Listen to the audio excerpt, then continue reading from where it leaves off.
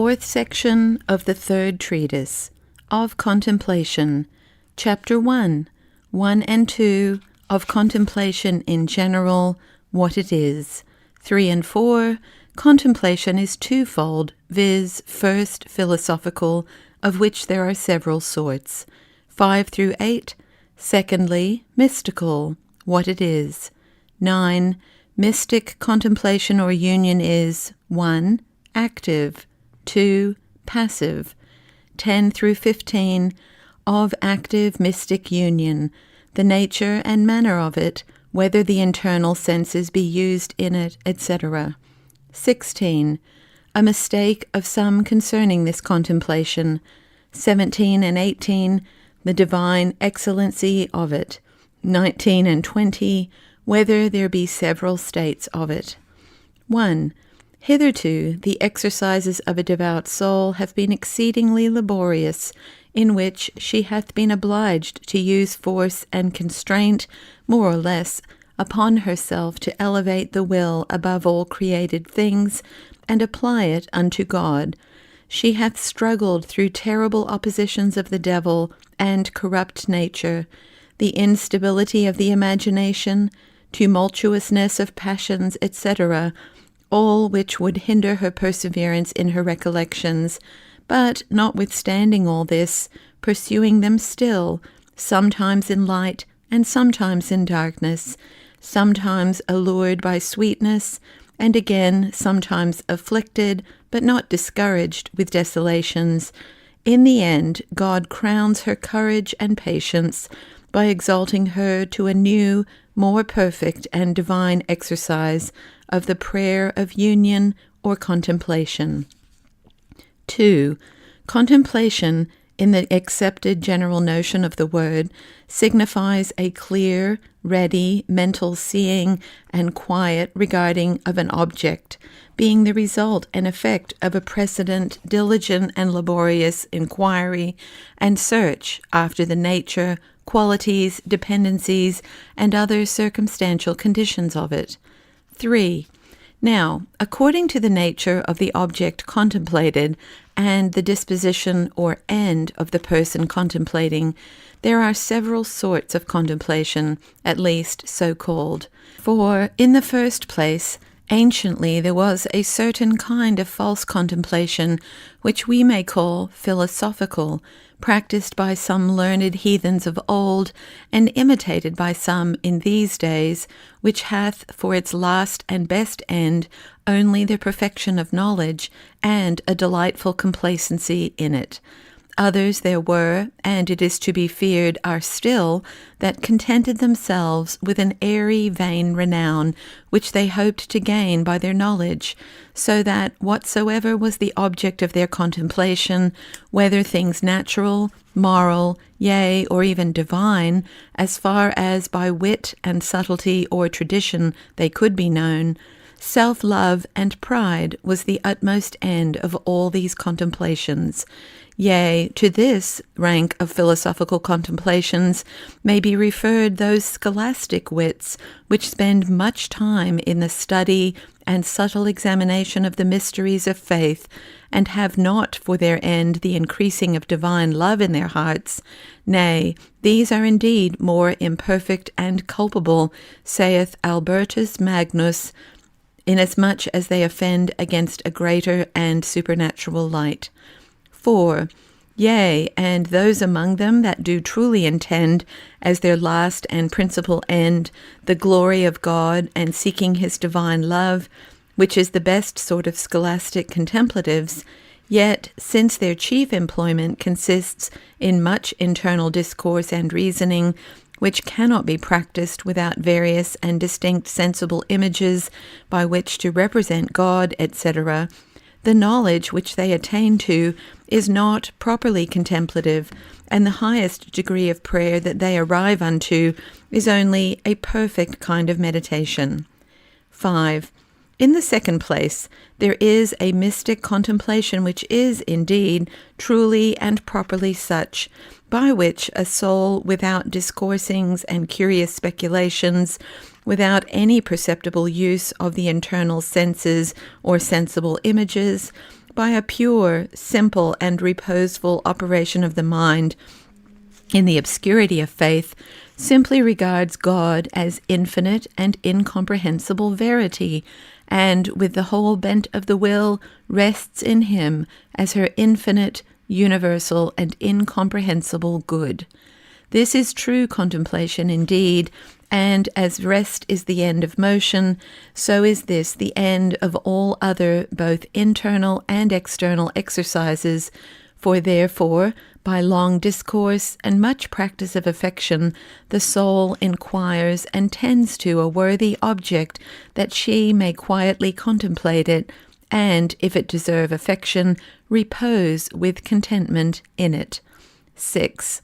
So it is in prayer. The soul aspiring to a perfect union with God, as yet absent, begins with inquiry by meditation, for, as St. Augustine saith, intellectus cogitagabundus principium omnis bon, that is, all good proceeds from the understanding as its first principle. By meditation, the soul labors to represent this divine object with all the sensible advantages and motives of admiration and love that it can invent, to the end the will by pure love may rest in him.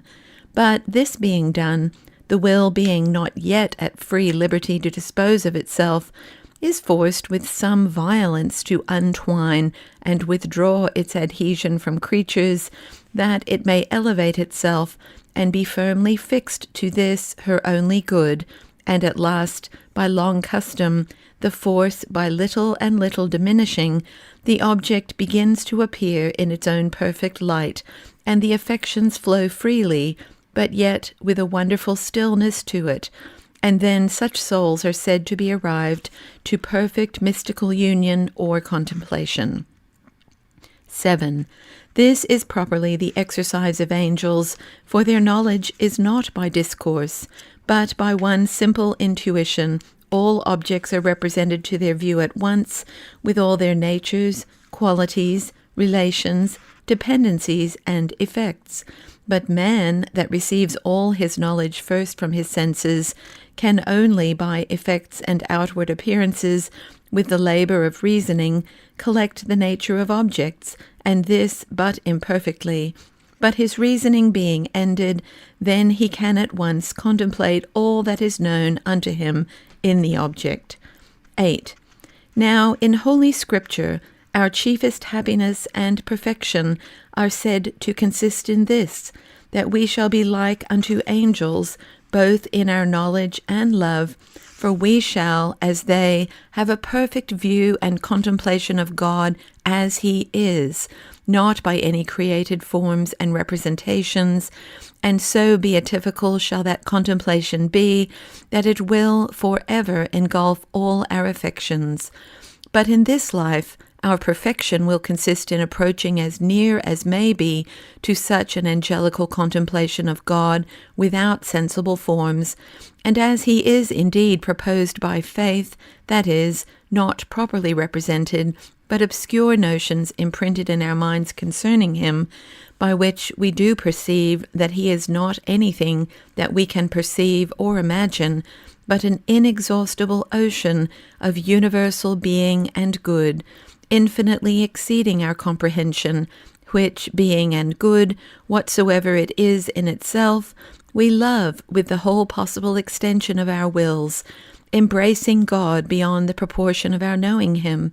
But yet even such a contemplation and love in this life, by reason of our bodily weakness and necessities, cannot be without many dissents and interruptions. 9. This mystic contemplation or union is of two sorts. 1. Active and ordinary, being indeed an habitual state of perfect souls, by which they are enabled, whensoever fit occasion shall be, to unite themselves actively and actually to God by efficacious, fervent, amorous, and constant, yet withal silent and quiet, elevations of the spirit. 2. Passive and extraordinary, the which is not a state, but an actual grace and favour from God, by which he is pleased at certain times, according to his free good pleasure, to communicate a glimpse of his majesty to the spirits of his servants after a secret and wonderful manner. And it is called passive, not but that therein the soul doth actively contemplate God, but she can neither, when she pleases, dispose herself thereto, nor yet refuse it when that God thinks good to operate after such a manner in the soul, and to represent himself unto her by a divine particular image, not at all framed by the soul, but supernaturally infused into her, which grace is seldom, if ever, afforded but to souls that have attained to the former state of perfect active union. Concerning this passive union and the several kinds of it, we shall speak more hereafter. 10. As for the former sort, which is active contemplation, of which we have already treated in gross in this chapter, we read in mystic authors, Thallerus, Harphius, etc., that he that would become spiritual ought to practice the drawing of his external senses inwardly into his internal, there losing and, as it were, annihilating them. Having done this, he must then draw his internal senses into the superior powers of the soul, and there annihilate them likewise. And those powers of the intellectual soul he must draw into that which is called their unity, which is the principle and fountain from whence those powers do flow, and in which they are united. And lastly, that unity, which alone is capable of perfect union with God, must be applied and firmly fixed on God, and herein, say they, consists the perfect divine contemplation and union of an intellectual soul with God. 11. Now, whether such expressions as these will abide the strict examination of philosophy or no, I will not take on me to determine. Certain it is that by a frequent and constant exercise of internal prayer of the will, joined with mortification, the soul comes to operate more and more abstracted from sense, and more elevated above the corporal organs and faculties, so drawing nearer to the resemblance of the operations of an angel or separated spirit. 12. Yet this abstraction and elevation, perhaps, are not to be understood as if the soul in these pure operations had no use at all of the internal senses or sensible images, for the schools resolve that cannot consist with the state of a soul joined to a mortal body. But surely her operations in this pure degree of prayer are so subtle and in time, and the images that she makes use of so exquisitely pure and immaterial, that she cannot perceive at all that she works by images, so that spiritual writers are not much to be condemned by persons utterly inexperienced in these mystic affairs, if, delivering things as they perceived by their own experience, they have expressed them otherwise than will be admitted in the schools. 13. Now, to this kind of purely intellectual operations doth a soul begin to arrive after a sufficient exercise of immediate acts of the will, and having attained thereto, they do grow more and more spiritual and sublime by the exercise of aspirations and blind elevations without all limit. 14. I call them pure intellectual operations in opposition to actuations imaginative, produced by mean of gross sensible images, and not as if the said operations were in the intellect or understanding, for, on the contrary, they are exercised in a manner wholly by the will, for in proper aspirations the soul hath no other use of the understanding, but only antecedently to propose an object, which is no other, but only a general, obscure, confused notion of God, as faith darkly teaches, and this rather virtually than directly and expressly, the main business being to elevate the will and unite it to God so presented. 15. in which union, above all particular images, there is neither time nor place, but all is vacuity and emptiness, as if nothing were existent but God and the soul. Yea, so far is the soul from reflecting on her own existence that it seems to her that God and she are not distinct, but only one thing. This is called by some mystic authors the state of nothingness, by others the state of totality, because therein God is all in all, the container of all things. And the prayer proper to this state is thus described by a holy hermit in Cassian: Ita ad ilium orationis in corruptionem mens nostra perveniat, etc.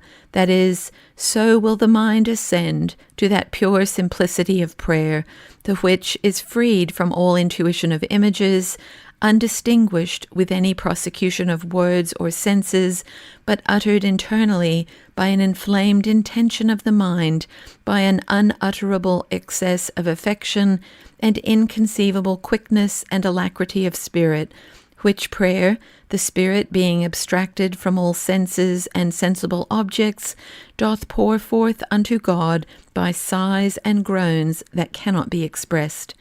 16.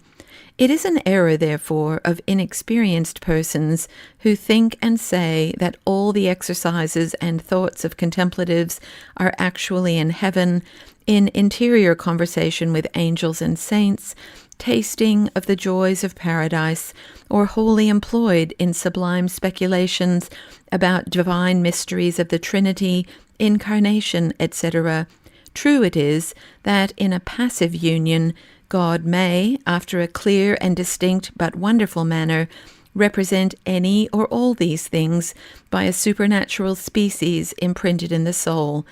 But as for the proper exercise of active contemplation, it consists not at all in speculation, but in blind elevations of the will, and engulfing it more and more profoundly in God, with no other sight or knowledge of him, but of an obscure faith only.